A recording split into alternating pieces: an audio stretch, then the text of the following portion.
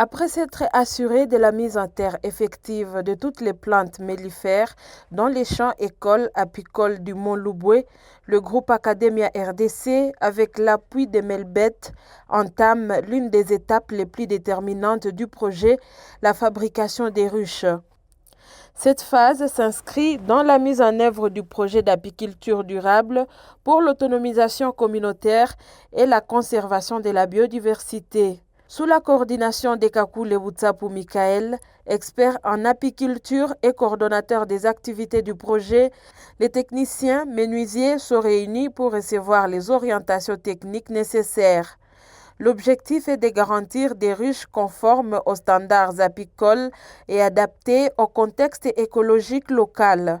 Progressivement, l'espace de travail se transforme en véritable atelier de menuiserie à ciel ouvert. Les planches sélectionnées avec précision, les rabots, la scie, le mètre-ruban, les crayons de marquage et d'autres outils spécialisés constituent l'équipement essentiel pour la fabrication des ruches. L'électricité étant indispensable pour certains travaux, un groupe électrogène est installé sur les sites afin de faciliter les opérations techniques. Le processus débute par la prise des mesures exactes des planches, suivies de leur découpe, selon les dimensions requises pour chaque type de ruche. Une fois découpées, les planches sont soigneusement rabotées avant leur assemblage. Selon Kakule Wutsapu Michael, expert en apiculture, le rabotage ne sert pas uniquement à améliorer l'esthétique des planches.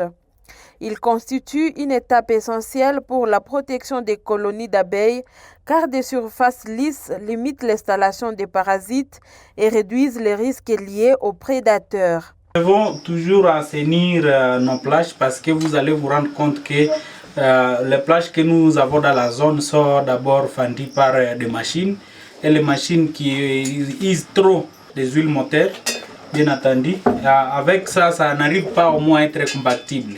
Donc lorsqu'on arrive à raboter les plages, c'est d'abord nous assurer que l'odeur des huiles moteur ne sont plus vraiment entendues au niveau d'ici.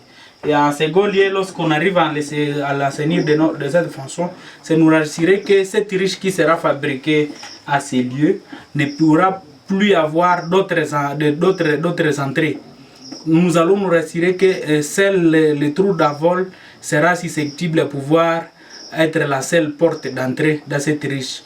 On n'aura pas d'autre espace qui pourra faire entrer bien d'autres prédateurs comme le cas des escargots et bien d'autres insectes qui peuvent facilement nuire à la vie des abeilles. Deux types de ruches sont actuellement en cours de fabrication.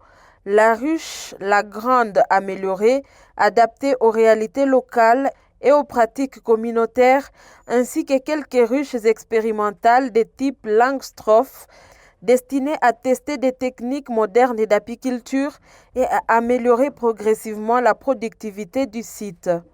Leur installation tiendra compte des spécificités techniques de chaque modèle et des conditions écologiques du champ école apicole. Aujourd'hui, ça a été d'abord question de pouvoir mettre à niveau nos techniciens par rapport aux mesures, aux standards de la fabrication de la ruche la grande, qui fait partie aussi des ruches qui seront au rendez-vous de ces champs écoles. Parce que nous avons compris que la ruche kenyane, justement, elle a une faible productivité dans notre zone. Mais par rapport aussi à la ruche, la grande a été choisie par le fait que nous disposons déjà de colonies d'abeilles qui sont déjà captées dans des boîtes de capture de la qualité riche la grande. Et c'est de là que nous avons vu que c'est important que nous puissions valoriser d'abord la qualité, la riche, la grande, au vu de la disponibilité des colonies d'abeilles qui sont déjà disponibles dans nos boîtes de capture.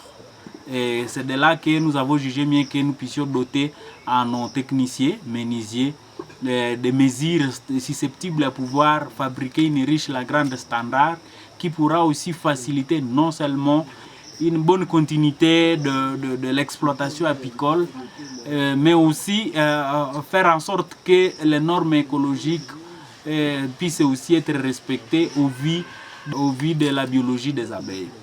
Donc nous avons été pour ces jours pour casser que les premiers lots de ces riches fabriqués ces jours sont seulement orientés vers la riche la grande et le second sera orienté vers la riche Langstroth qui pourra aussi faire partie des qualités des riches qui seront dans notre riche école du Mont Louboué où nous en sommes maintenant.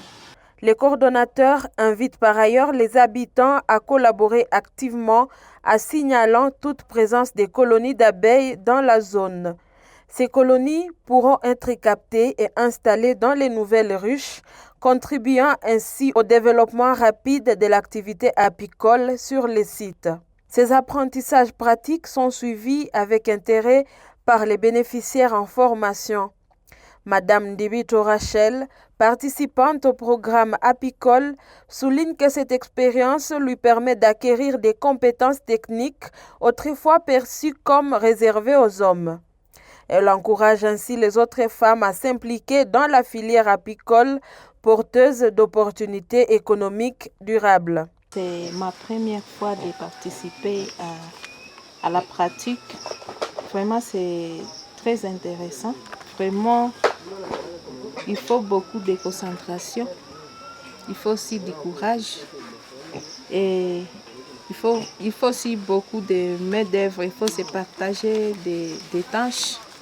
Une personne ne peut pas réussir toute seule.